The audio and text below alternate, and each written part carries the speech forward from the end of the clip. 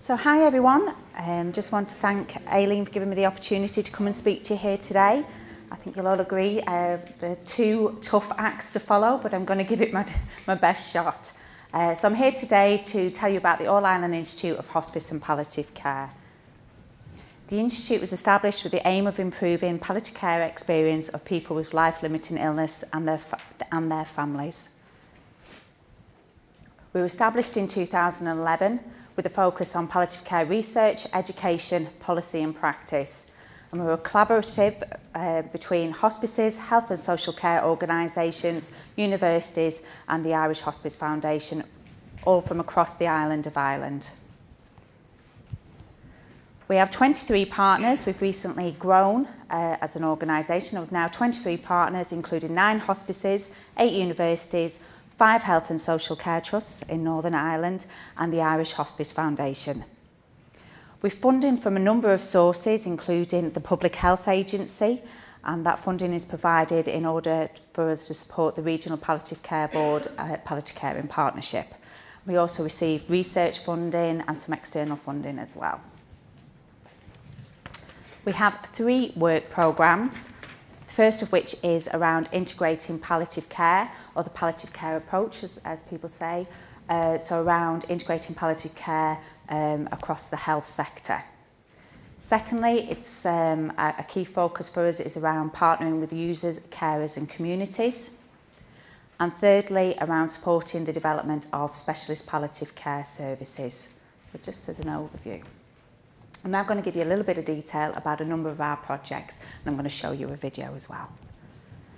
So Palliative Care Week. So we're within the week. It's from started on Monday up until Saturday, which is Saturday's World Hospice and Palliative Care Day.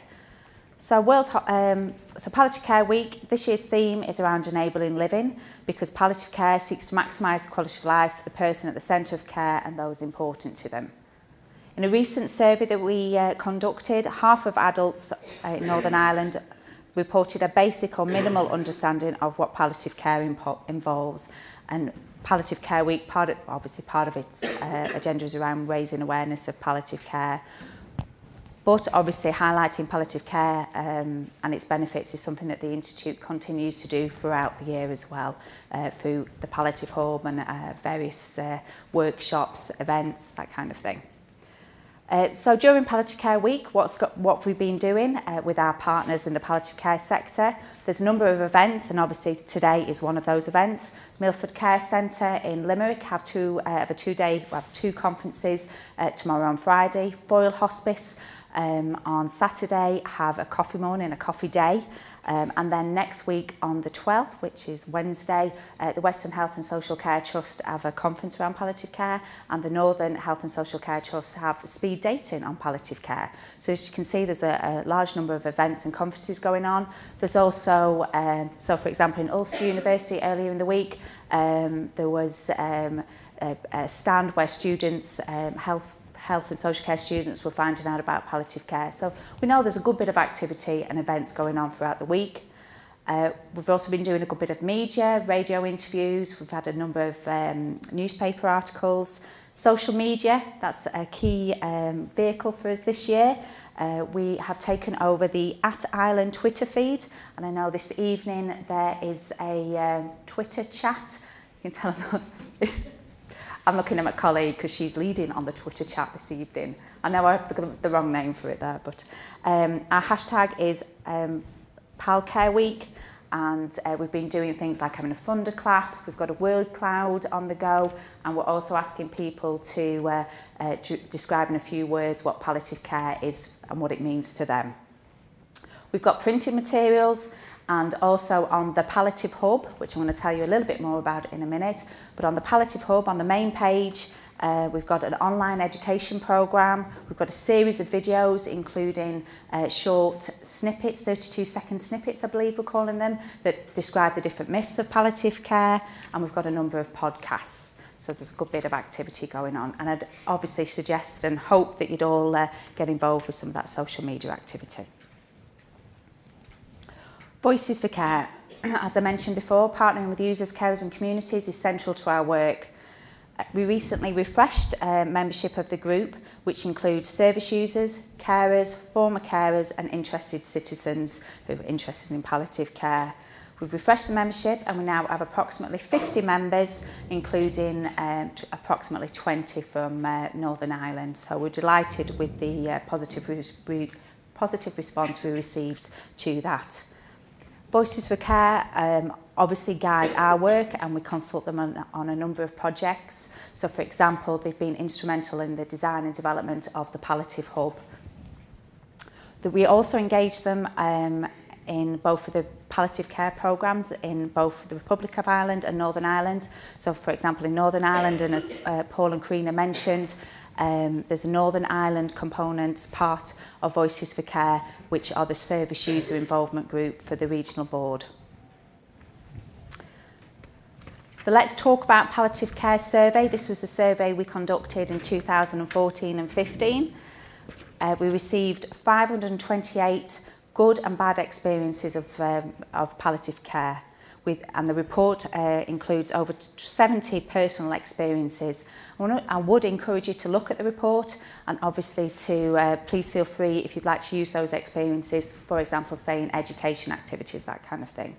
Some of the key findings from the report were that 2 out of 3 people stated that planning for the future was their biggest worry. Communication was also highlighted and approximately 4 out of 10 people reported they received too little information too late, and 2 out of 10 people said sensitive issues were completely avoided. So there's a number of findings. The report also includes recommendations, as Paul mentioned earlier, and we're working to disseminate the findings to our partners, the palliative care sector and the wider health sector. The Palliative Hub, a gateway to information for the entire community about palliative care. I'm going to cheat slightly and show you a video.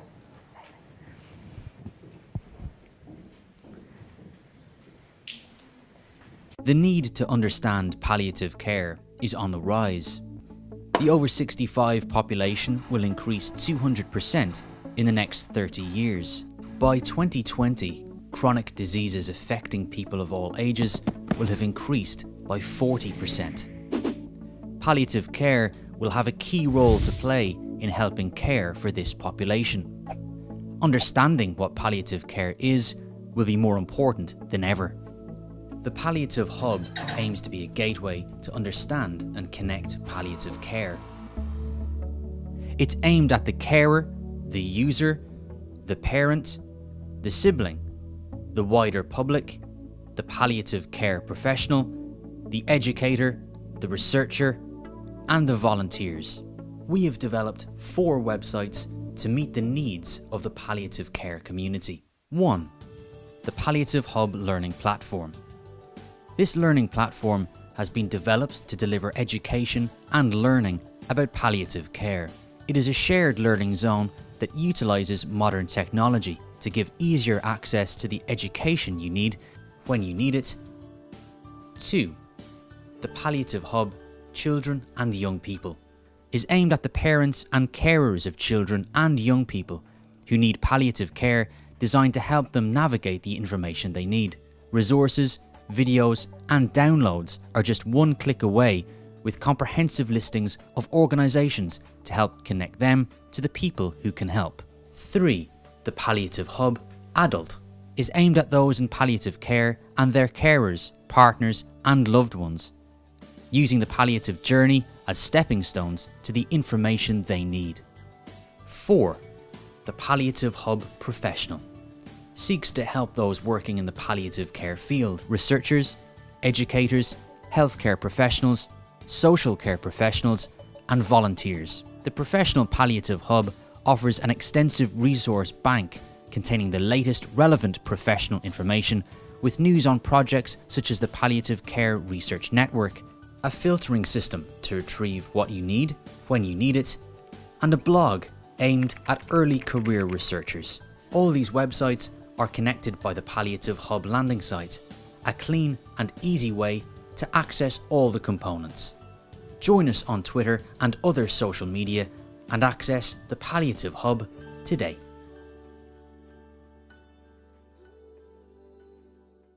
Hub has the learning platform, which is for online learning. There's approximately 15 programmes on the learning platform. It's free to register. There's a small charge for a small number of the programmes. The vast majority of the programmes are for health, targeted at health professionals, with a few for the public as well.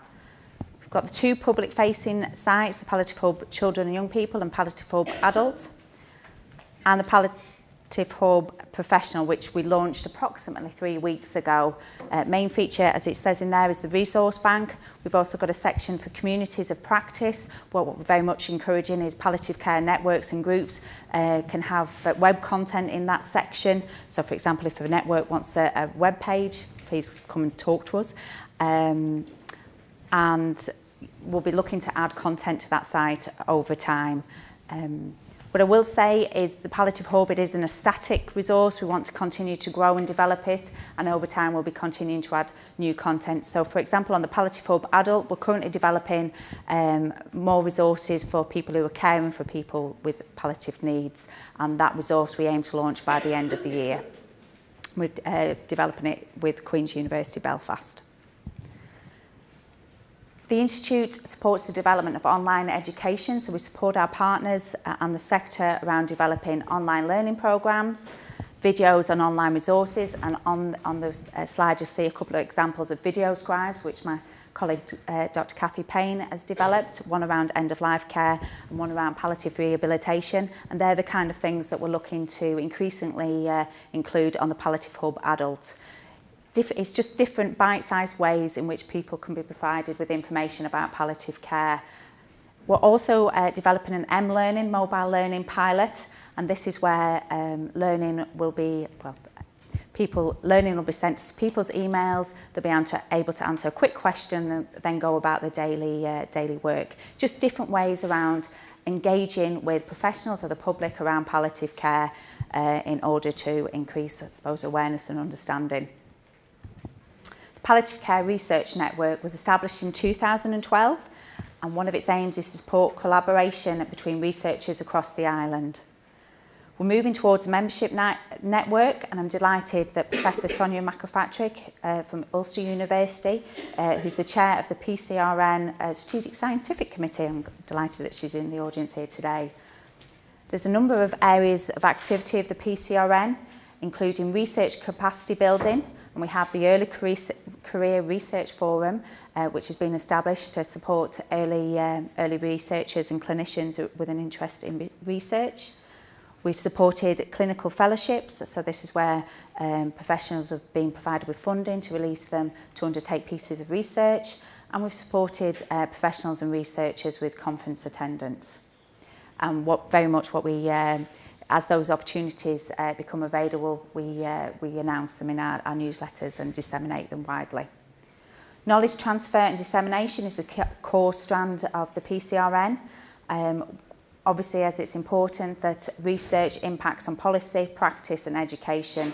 And Professor George Kernahan from Ulster University is leading on one of the knowledge transfer projects for the PCRN at the moment.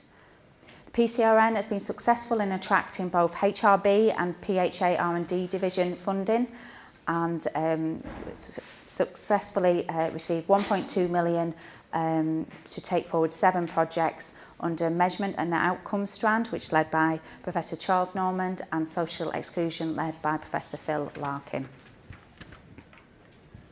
Other priorities for the Institute include policy, so we're closely linked in with the Regional Palliative Care Board and Palliative Care in Partnership in Northern Ireland, and work closely with the partners involved in that, and the National Clinical Programme for Palliative Care in the Republic of Ireland, so we engage with them on a number of projects and initiatives.